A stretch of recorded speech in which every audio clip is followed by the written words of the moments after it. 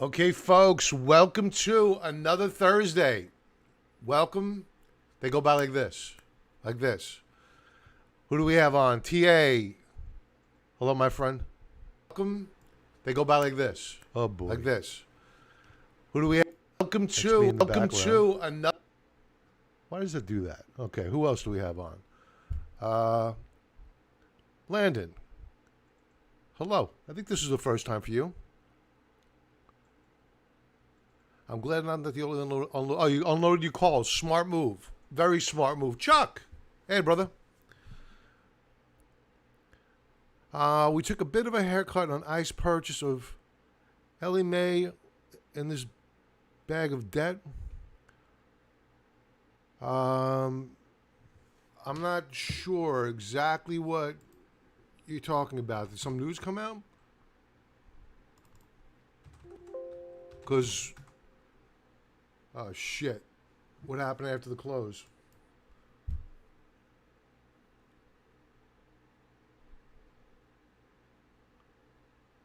God damn it.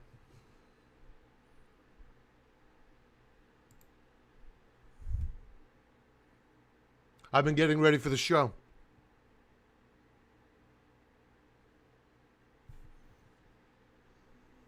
$11 billion purchase. Is it accretive? That's the question.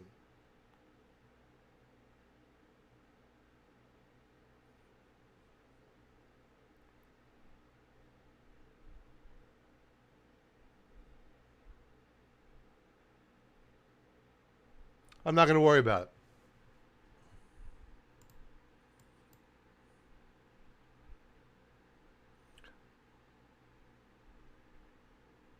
Not too bad. It hit a low of 93.95. It's popped back some. I'm not going to worry about it. I'll do a little bit more analysis on it. See how the deal is structured. Is it accretive? That's the big thing. All right, let's move on. Thanks for that, Chuck. Thanks for bringing it to my attention. Young, hello. What's going on with Tesla? I don't know. We'll look at the chart. It looked good the other day. Gary, hello. Eric, Jedi. Yeah, AGQ up. Any thoughts on re-entering SQQQ soon? Not quite yet. I'm going to go over the weekly charts. Not quite yet. Amerimico, hello. Franklin, hello, sir. Yeah, Chuck. I'm not going to worry about it. I think that the fundamentals behind ICE are pretty strong in that, you know, they're a commodities exchange, and what's in fuego right now are commodities. And I don't think the recent bull rally in Intercontinental Exchange is reflective of the transactions that have taken place. And in fact, their forward-looking guidance was very, very good at earnings. So I'm okay with this. It's a bump in the road. Maybe it's going to be an opportunity to add more. I still like the as far as I know this. I'm being honest with you right now. I'm watching the chart, seeing the reaction of the market, and the market's telling me right now it's not too worried here. Anthony, hello. Market is on steroids, no doubt. RL, hello. Pre-drag, hello, my friend. Is that a picture of Sylvester Stallone behind you? Yep. That's my man.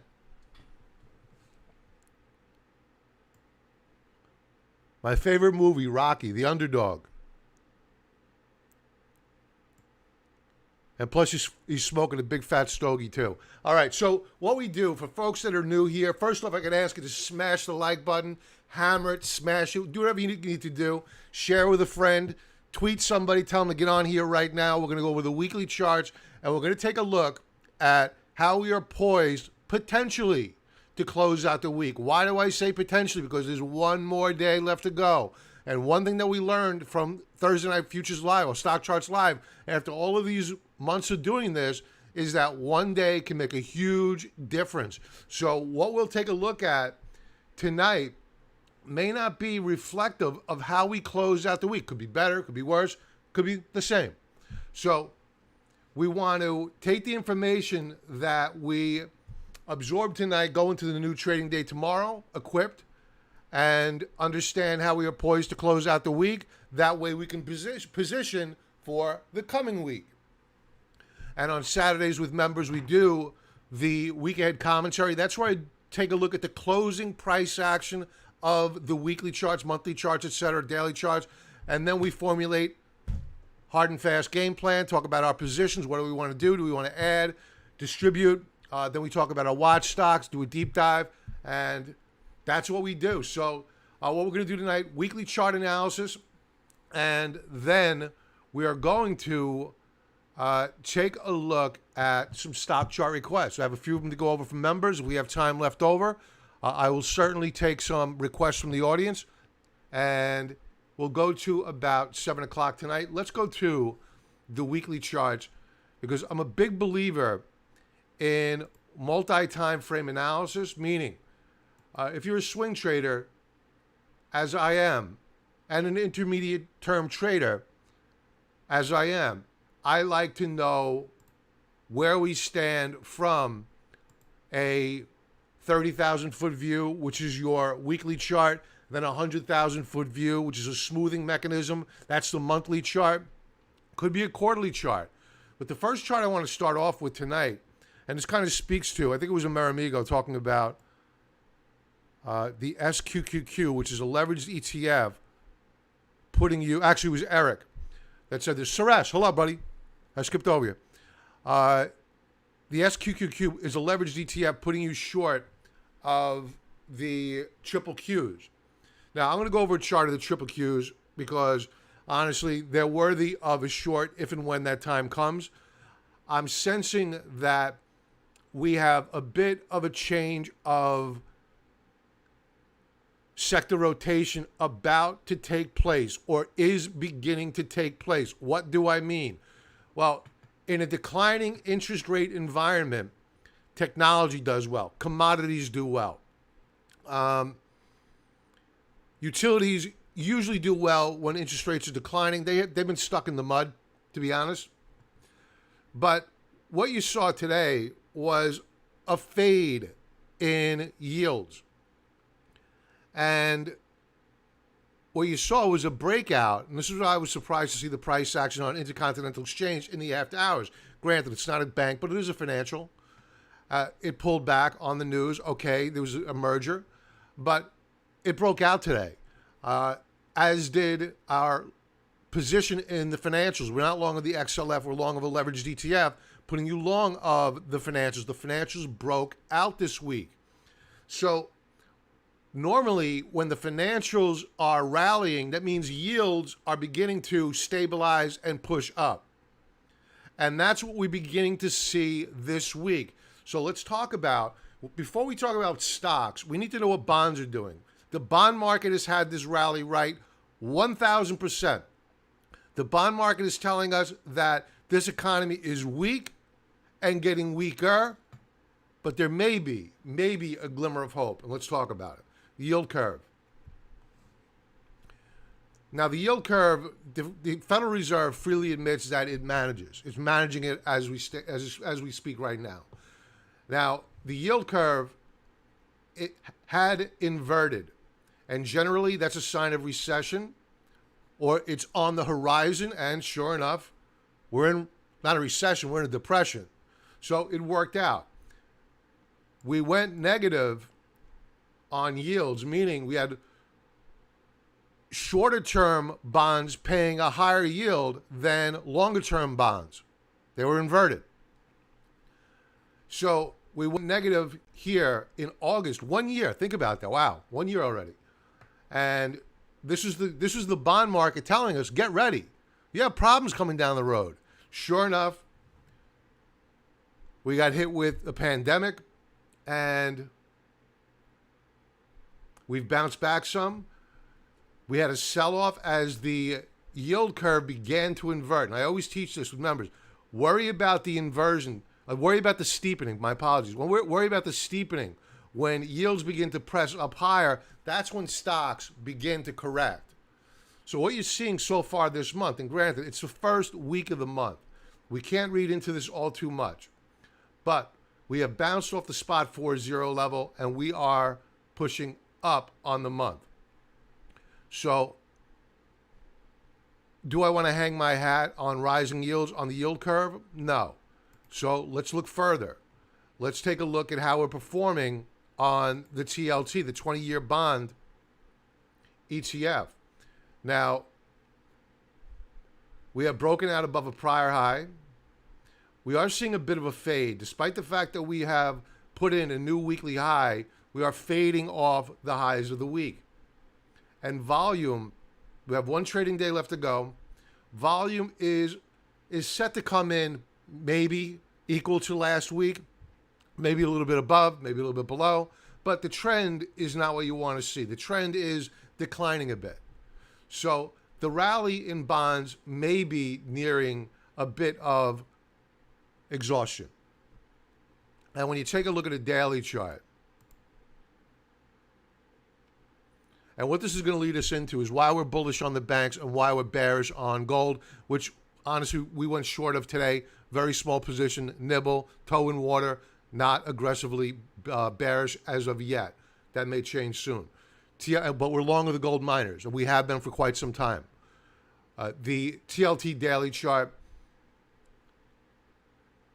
you saw a pullback here, reasonable. We gapped up, and that's reasonable. What was unreasonable was the pullback yesterday. That was on strong economic data.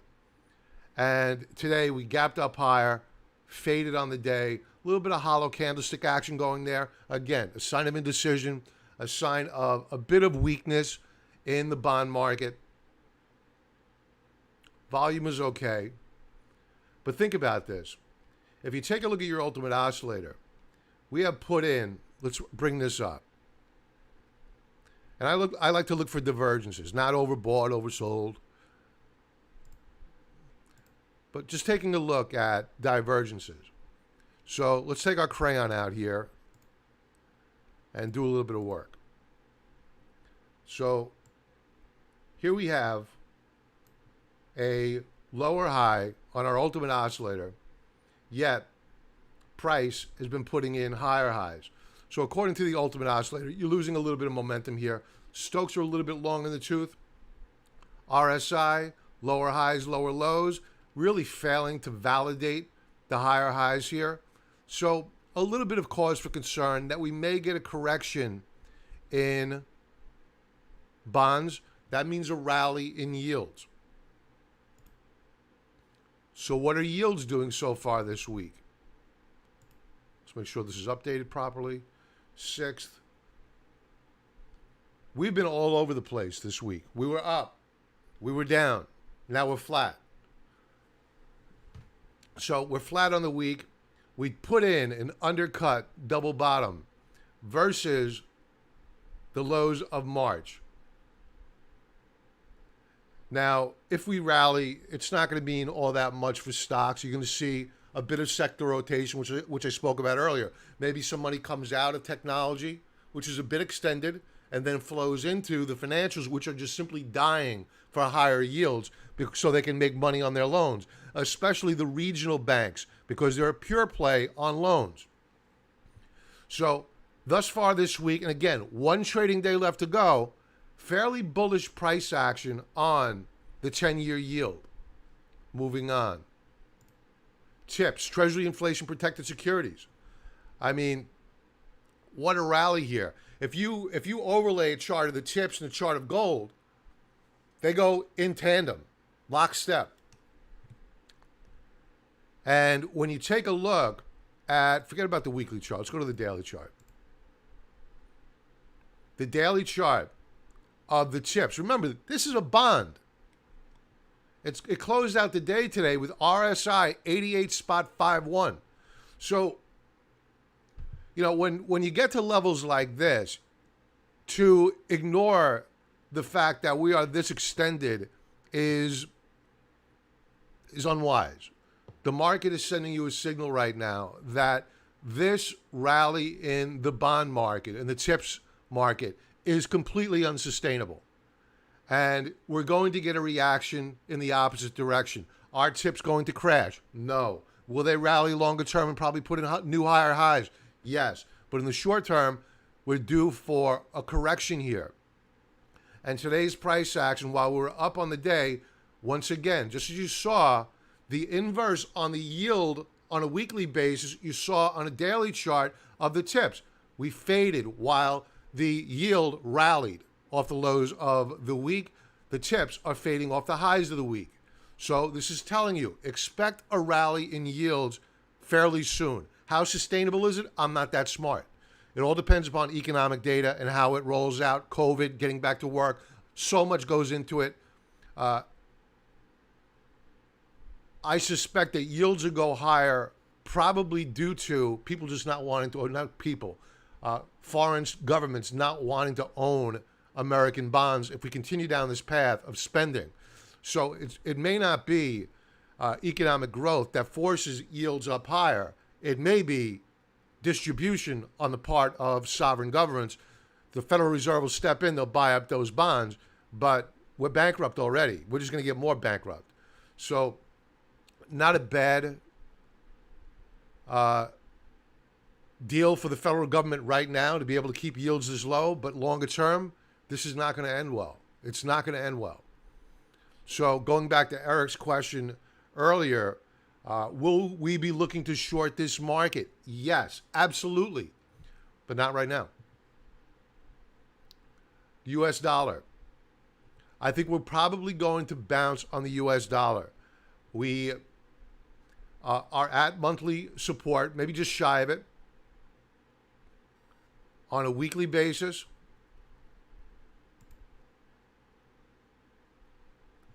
a bit oversold on Stokes. No new weekly low. And this is what I always teach, is that when you're looking at a stock, a commodity, an index, whatever you're trading, and you're using a higher level view analysis, meaning rather than looking at a daily chart, using a weekly chart, you ask yourself the question, have we stopped going down? And when you're looking at a weekly chart, okay, the question then becomes, have we taken out last week's lows? The answer is no. We haven't taken out last week's highs, and in fact, we faded on the week. But net, this is the first step of a rally. Stop going down. So what I want to do now is take my crayon out, memorialize the lows. You can see that we've had history of this being support in the past, going back to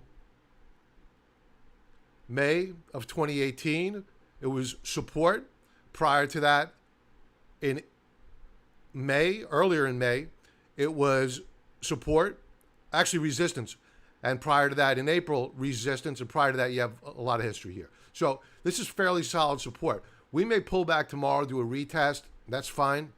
As long as we stay above this, it poses a threat to commodity traders. They're going to be looking at this because they know if you get a rally in the dollar and a rally in yields, the rally in gold and silver is going to hit the pause button.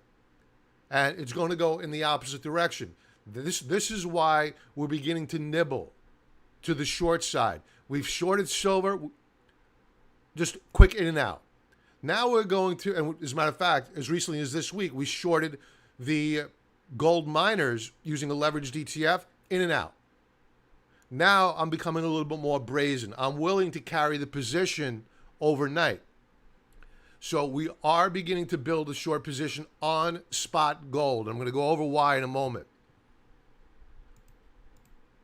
The VIX.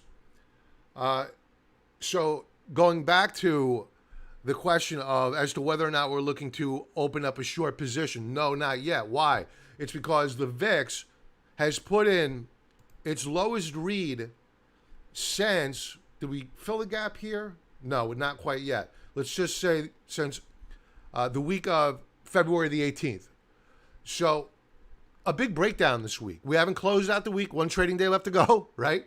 We could be back above support by this time tomorrow. But at current, it does not look good.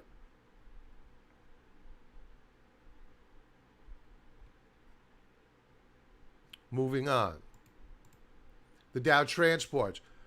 You know, I like to use the transports as a forward-looking indicator. And it usually dictates which way the rest of the market is going to go, especially the Dow Industrials. That's why there's the Dow theory. I won't go into it right now. But the Dow transports are saying, wow, what a breakout here. I mean, this is really astounding what we've done. We have, in the past month, rolling 4-week moving average, I should say, we have broken out not above one resistance level here, not two here, not three here, not four here, but 5 resistance levels and serious weekly resistance levels. And we're doing it on volume. So something's up. Something's up big. So this tells us that underlying this market, because the market is a forward-looking indicator, looking out 6 months, that it sees a bit of a light at the end of the tunnel. Do I believe that we're not going to have a serious... I had to catch my word. They'll block me on, demonetize me on YouTube. Do I believe that we're going to have a serious correction at some point in time after the election? No doubt about it in my mind. But right now, anyway, the market is saying it's on autopilot. It's going up higher. The Dow Jones confirming the breakout on the Dow transports. Volume could be better relative to the transports. The S&P 500.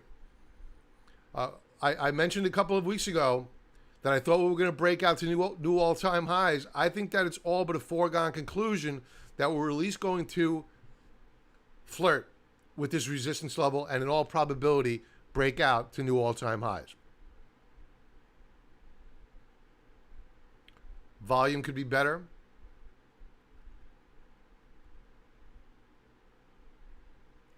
I see no divergences here. My biggest worry with the S&P 500 is this. It's like anything else when you approach a prior high or a resistance level. You have to say to yourself, do I want to put some risk on, hoping that we break above prior all-time highs while the economy is still shut down? Think about this. Or do I want to wait for the breakout, get a retest to validate that what was resistance is now support? That's up to the individual. I think that you could negotiate terms there, meaning you could scratch the itch, nibble now, add more on a successful breakout. So we'll talk about adding new long positions on the over the weekend on the weekend commentary. So S&P 500 looking rock solid here. IWM. I mentioned over the weekend that I believed that the small caps, the small caps were going to rally. And not only have they rallied, they've broken out and we're up nearly 4 1/3% on the week. Now, how did we know? The market was sending us a signal. We had broken out above resistance here. The week of July the 13th, consolidated failed breakout. The week of the 20th, consolidated yet again, retested support, rallied, rejected. In a very, very tight wedge formation. We were either going to break down or break out. With the path of least resistance with the rest of the market being up, I saw no reason for the small caps to diverge and break down. So we predicted a breakout. We have the breakout. I think the small caps are going up higher. To the banks. So we've spoken a lot about, as a matter of fact, before we go to the banks, let's go to technology. Technology is still in fuego. But if yields rally, it's going to be technology that is one of the first to get hit. And you can see that on a daily chart. We're pretty extended here relative to the third standard deviation Bollinger Band. I mean, we can go higher. I certainly wouldn't go shorting technology right now. But I think that it's very risky to begin buying it right here, right now. Where I think that money is going to flow into is, or are, the financials. And the reason why I say that is that we were looking at, in particular, the daily chart of the banks. And I was noting to members that, yields are they're cratering. But what the banks aren't doing is that they're not following suit. They're diverging. They're pressing up higher. So you've had week after week of declining yields, yet look at the banks. This is a monthly chart now. The banks have been rallying. Their earnings are horrible, but the banks are rallying. So if they're rallying with yields dropping to, in real terms, zero, what are they going to do when yields begin to at least bottom, if not have a counter-trend rally? They're going to rip through the ceiling. And you saw a breakout yesterday on the XLF, a follow-through day today. I think we closed down today. Yeah, we closed down. But when you take a look at the leveraged ETF,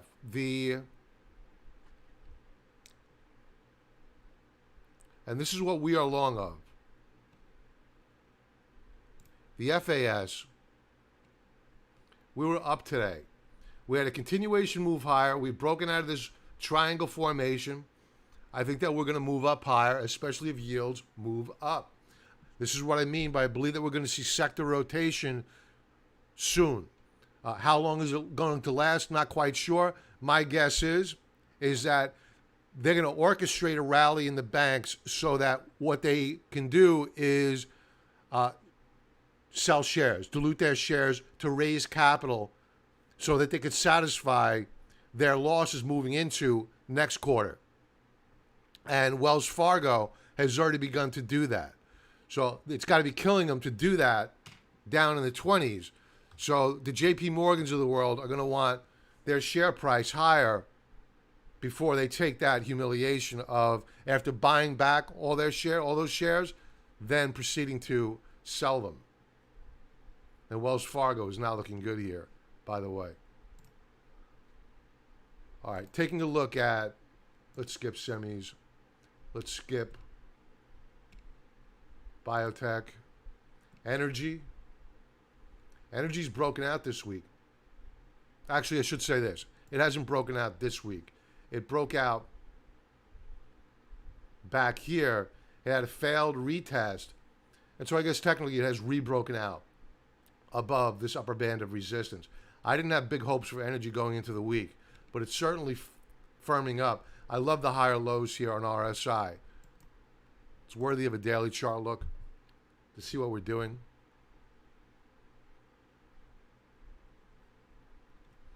We're holding support. Down day today.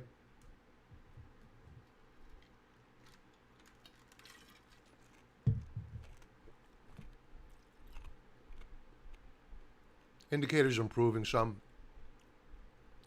Doesn't have me excited here, but we'll keep an eye on it. Oil. Weekly chart. We're up over 3.75% on the week. Fairly decent move.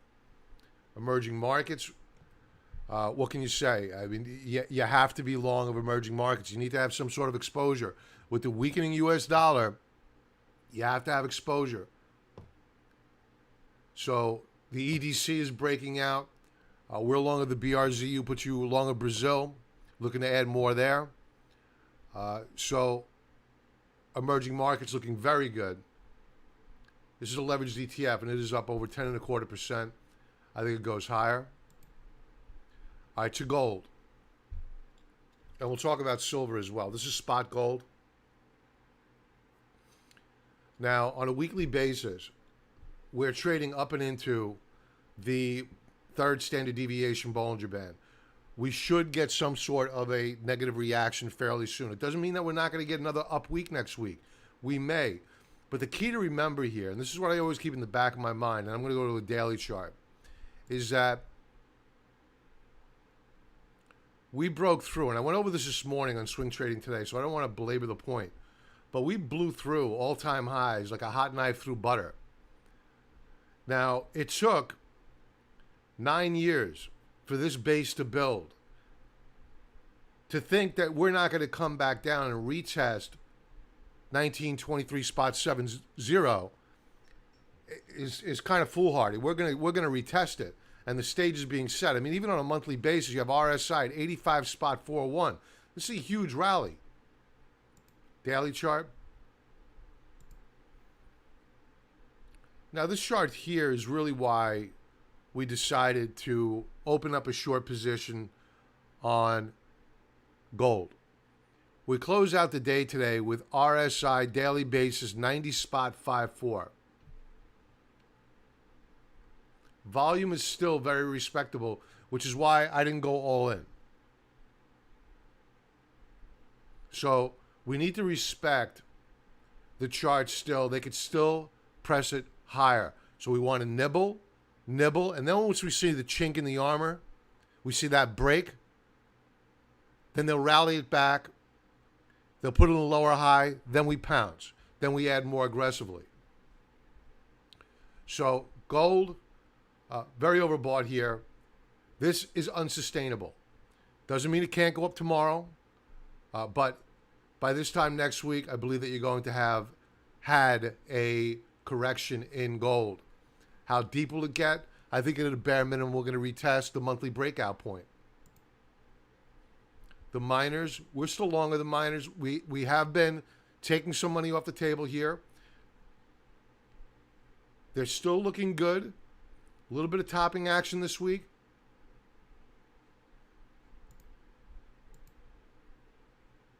I didn't want this chart. A down day today.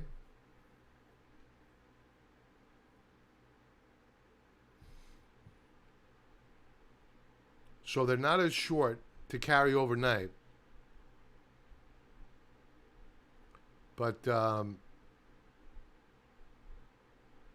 are chinks in the armor. Case in point, we're putting in lower highs on price, on Stokes. On price, we have a filled candlestick, a down day today. Not horrible. How was volume? Not bad. And I don't think I'm going to divest my entire GDXJ position because I think we're going to go a lot higher longer term. But we are going to take some shares off the table and make those profits real and look to re-enter at lower prices. So the GDXJ, I see no reason to go shorting right now, and it could quite possibly head up higher tomorrow. All right. What time do we have here? 6:34. Perfect. So we have some symbols to go over that members submitted. Oh, I didn't go over silver, AGQ, NY Jets. I know somebody else requested as well. Silver's a monster. It's just a ruthless, ruthless monster. We were long.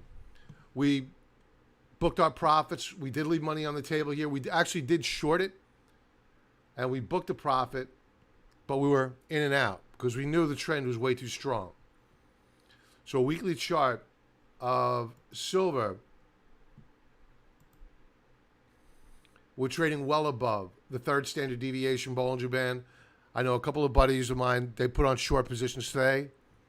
Landon, you book profits on your calls. Wise move. The RSI 85.80 on a weekly chart. Look at this volume. The street finally woke up. Oh, look at this. There's a rally in silver. Morons. Daily chart. Come on, don't do this to me. Okay. Monster gaps up here on volume. I mean, I think it's going up higher. I wouldn't short this thing right now. If spot gold can go to RSI 90, silver can go to RSI 95. It's that much more volatile. So I would not go shorting AGQ. Would I be surprised if it corrected tomorrow? No. Would I be surprised if we gapped up again tomorrow? No. It's just that volatile. So let's respect it. And when we pull back, which we will, I will be a buyer. Healthcare, what else do I have up here? Oh, Intercontinental Exchange. We had broken out earlier in the week, retest 1, retest 2, follow through day today. Now it's down in the after hours. Go figure. Okay, let's do some chart requests.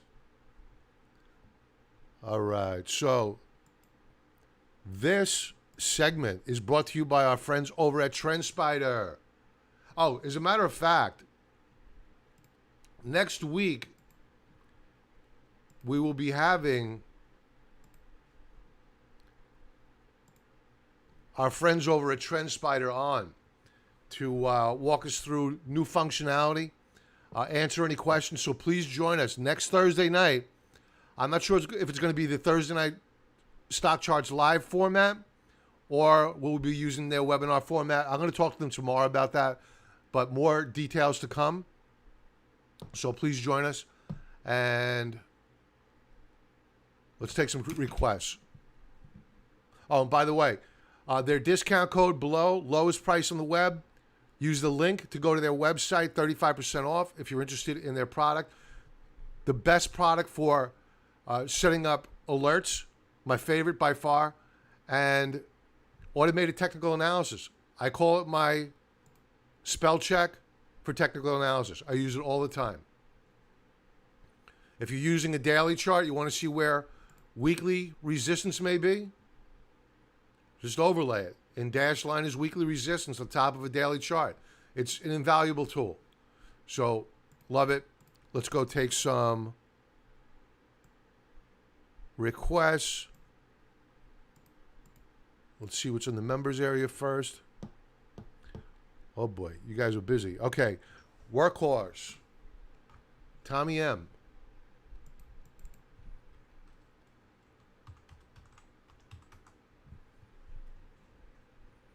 For those new, what we like to do here is we like to begin with the monthly chart and then do a weekly chart and then do a daily chart. That's multi-time frame analysis because you want to know where we've been to identify where we might be going. All right, this is just too close to the action daily chart. I need to pull back. Let's take a look at where we've been. All right. So, huge rally in June, a digestion month in July. This is probably the last time I went over it, was back in July. And I guarantee I said, don't touch it. It's going to pull back. And sure enough, it pulled back. Up month thus far, but we're fading here.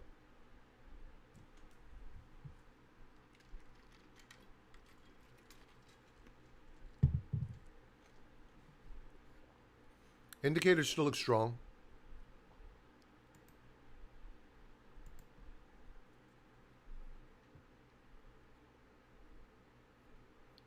Looks like they're rejecting the weekly breakout. But one trading day left to go.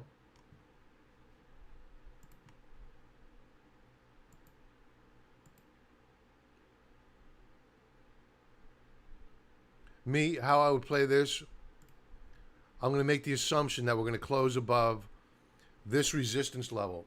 So what I would do going into next week, not this week, I would look for a retest.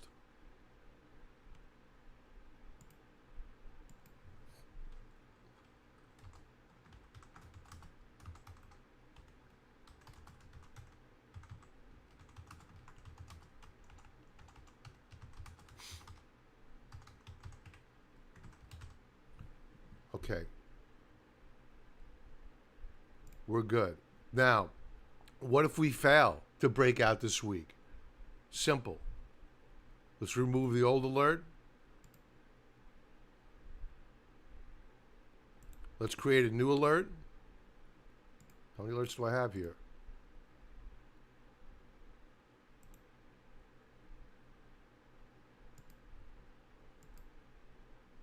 What do I have, 10 of them? Okay, let's do this.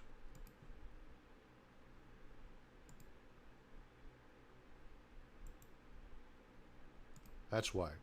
Log me out.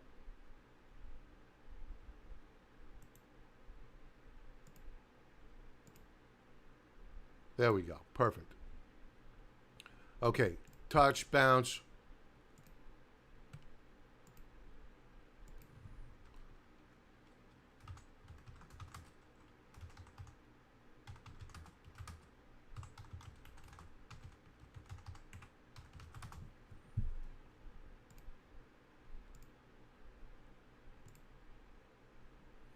So if we fail to break out, I'd want to know when we retest the support level, because we will. If we do not, and we hold the breakout, I want to know if we pull back and retest this line here,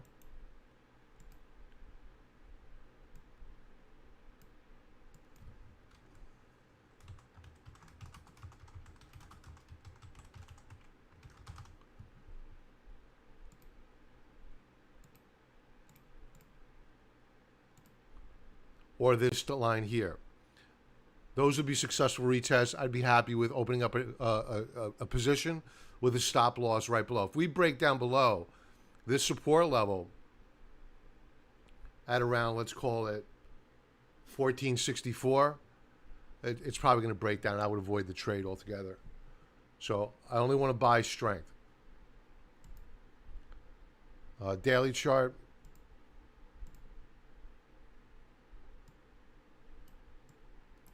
All right, so here are our alerts set. We're consolidating nicely. Maybe we'll pop tomorrow. I wouldn't enter a trade here. So the jury's out. That's our game plan. I'm sticking to it. I don't think we're going to fail. I think what we're going to do is we're going to do retests of support. So I think the weekly breakout will probably hold. One man's guess. And take note of this volume shelf here. There's been a tug of war between bulls and bears, as noted by this volume bar. And it's important to identify this. If we break down below and close below this volume bar, which is at current at around 1606, you need to be out, because that means the bears won. So that's my story. I'm sticking to it. What else do we have up? Roger, NVTA. Is that Novanta? No.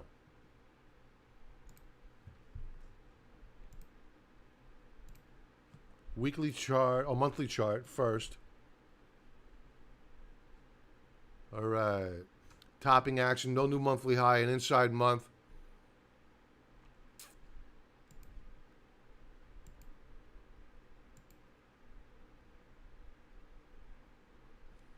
Indicators look good. Weekly chart.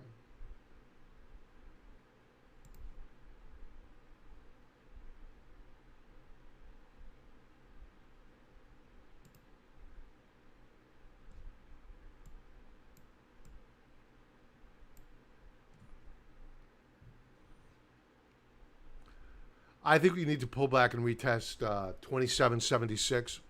You're in the middle of no man's land here. And even in the middle of no man's land, you're seeing topping action on these candlesticks. That's telling me that within this trading range, I have sellers. So I'd buy back here. I'd look for support to get hit.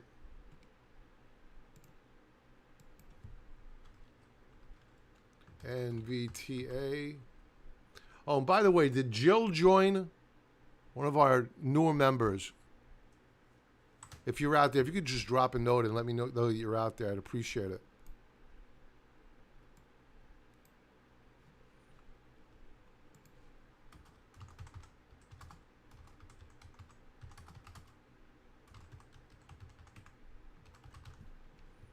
And we'll keep this active for a few days. Hey, Will, how you doing? Yeah, smash the like button.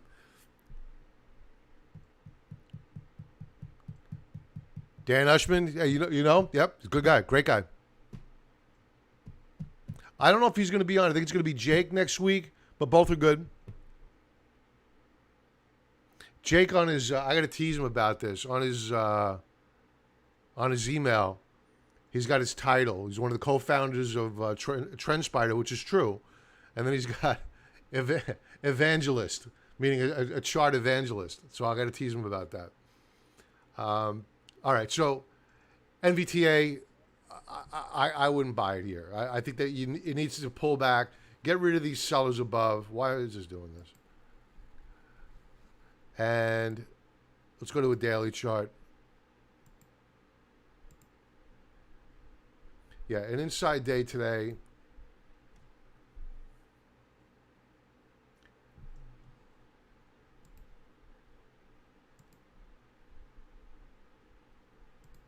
I see what they're doing. I see why it did what it did. Okay, so what they did today was they pulled it back after a breakout here on the 8th, retest 1, retest 2, third retest. You don't want to see more than 3 retests because generally if it's retested again, it's going to fail. So usually 2 is enough for me. A third, you're starting to get a little bit long in the tooth. That's a little bit too much validation, and I would be cautious here. I would stick with my game plan of buying down here at support, NVTA.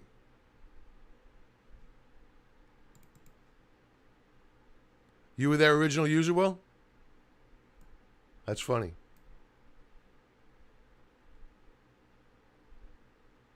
They've come a long way, a very, very long way. I mean, I met them. I met both Dan and Jake at the CMT convention, Chartered Technical Analysis convention in Manhattan back in, 2017? All right, what else do we have here?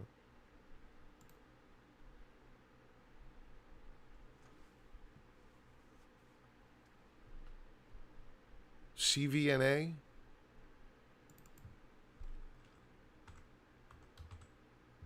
Carvana. Oh, this was on our watch list.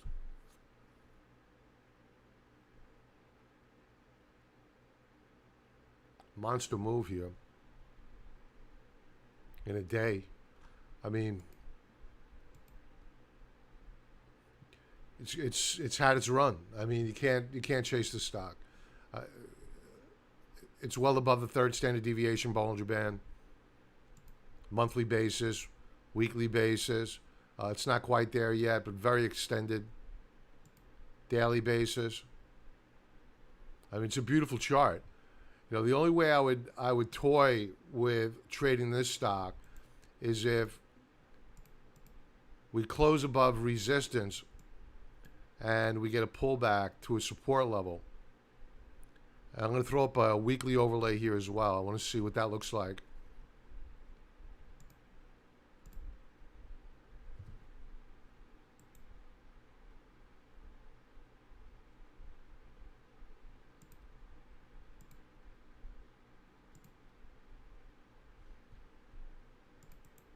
Here's where I would be really interested in it at. So this is a weekly resistance level on top of a daily chart.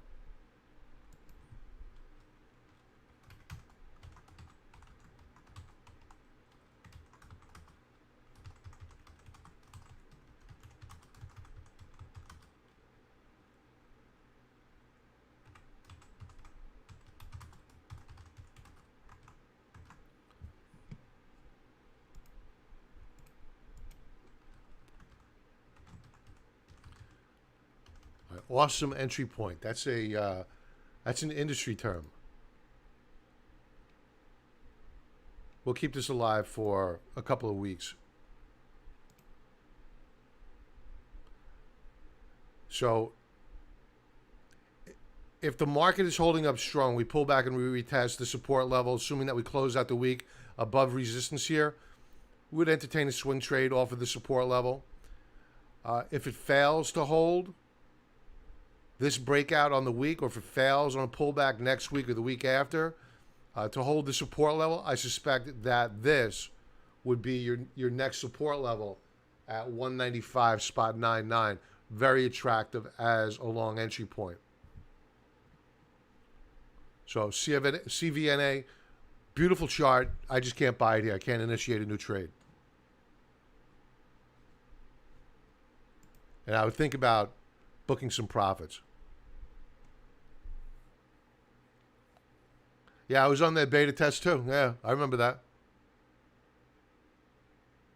Yeah, I remember that. Yep, yep. They had it on a completely different server.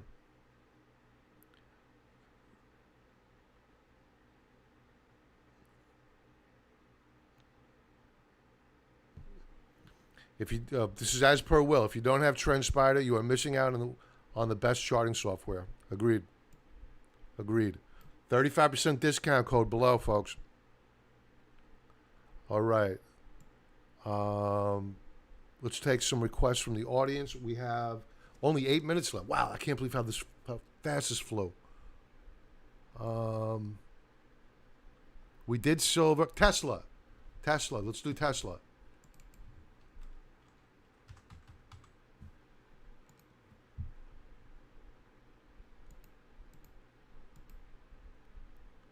Let's take the automated trend lines off.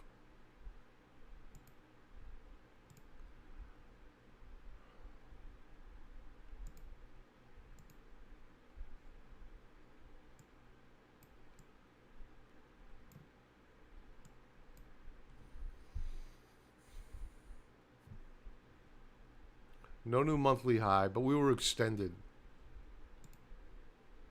last month. It looks like what we're doing right now is we're settling into a consolidation range. This can go on for another couple of weeks, but that's a good thing.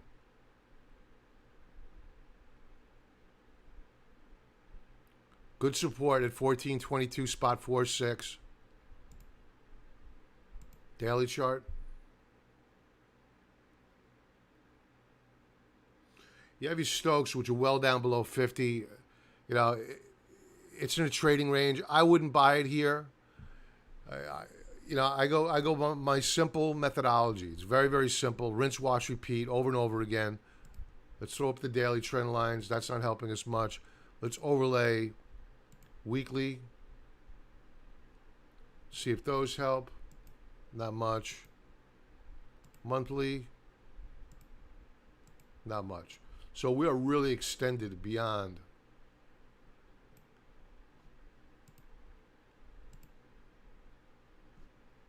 historical data. And you can see that on this weekly chart, we're flirting with a resistance level. I prefer to do this.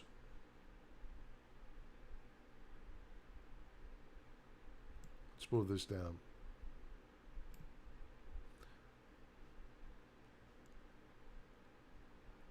I would look to enter a trade small. Teensy weensy small. Again, another technical term. Industry term. Teensy weensy small.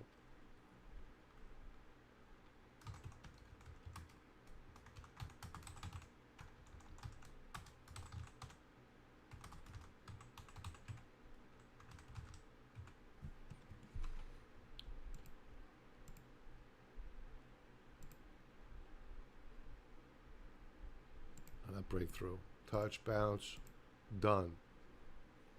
Then if we get that, I would be a buyer more aggressively on a breakout.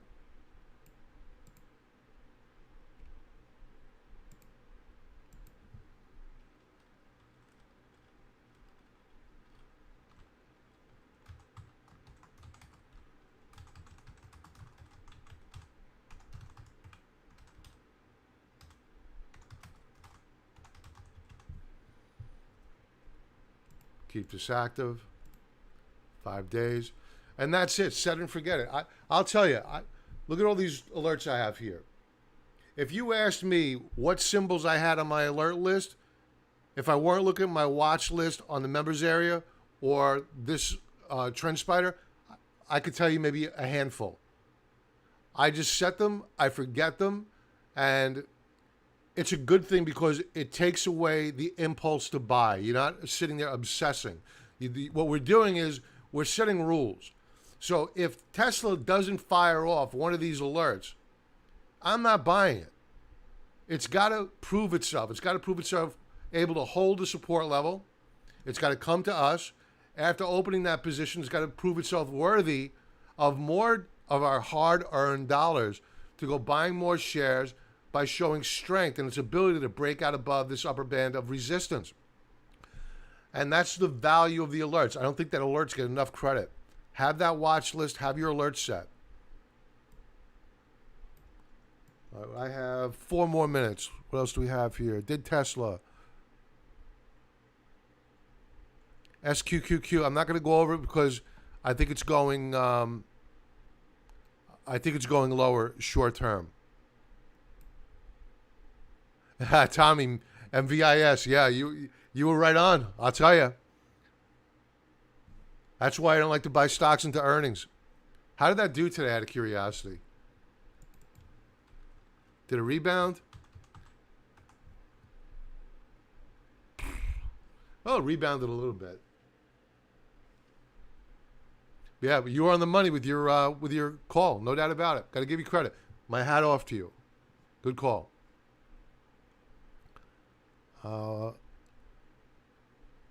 Looking to add to ICE, Chuck. I think we can hold off on that. Let's just see how we close out the week.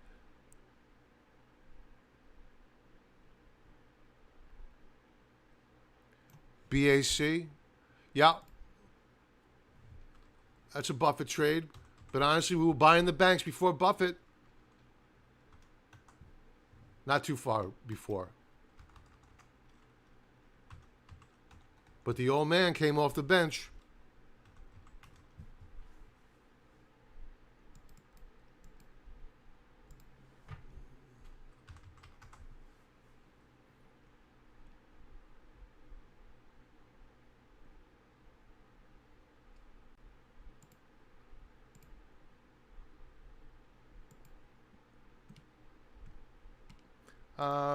The daily chart, I wasn't loving. Let me go to my saved chart. I should have one here. I do not have a Bank of America chart here. Shocking.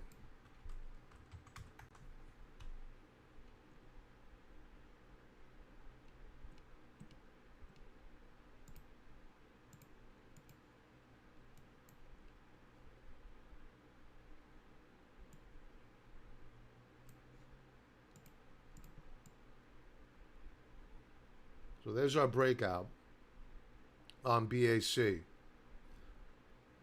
It broke out yesterday, did a retest today. Not loving the volume. I think with the banks, I'd rather be more broad-based, diversified using a fund.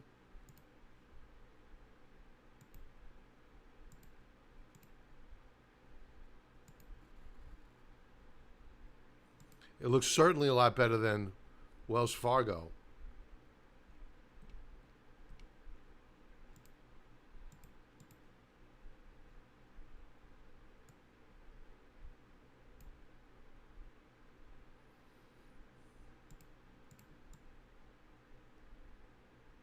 Yeah.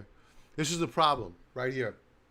This is the perfect example of why we use multi-time frame analysis. Perfect example. And it would truly be even more powerful. We're on a monthly chart, but we're running out of time. So take a look at the daily chart. I saved it to the wrong list. Ah, damn it. Here, let's just do this. Use the back button. There we go. Take a look at the daily chart. You would think that after a daily breakout, clear blue skies, it's got to rally. but not true. Because when you take a look,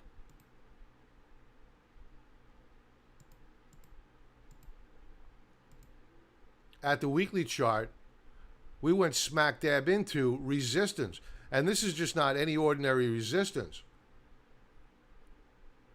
It was resistance back here in June, resistance back here in May, support, brief support in March. Then a number of times it was acting as a landing pad for this breakout. So you have all these people here. There's a psychology that's involved with this type of trade. And that's these people back here who just stuck it out through this swan dive. All they're looking for is their money back. That's it. They're looking to get made whole. And once that red entry of Bank of America flashes green, they're hitting the sell button. They don't want to make any money. They just want to get made whole. They're tired of looking at this thing having been beaten over the head for so many months. So I lost the chat screen. There it is. Okay. So I would be careful here. I would wait for a breakout. You're way too close. Why take the risk? To save a couple of dimes? I would wait for a close above 25.60. I would feel comfortable there. Where do we close out today? 25.47. But this little line here means a lot. It means a ton. So I would wait for the breakout, then begin your operations to the long side. And with that, folks, I'm going to say, please smash the like button. TrendSpider, 35% discount code below. Thanks for joining me. I really appreciate the engagement. I love it. I really have a good time. And if you could hit the like button, subscribe to the channel, and I will talk to everybody over the weekend. Members, get ready for the weekend commentary. Have a great Friday and a great weekend. Be well.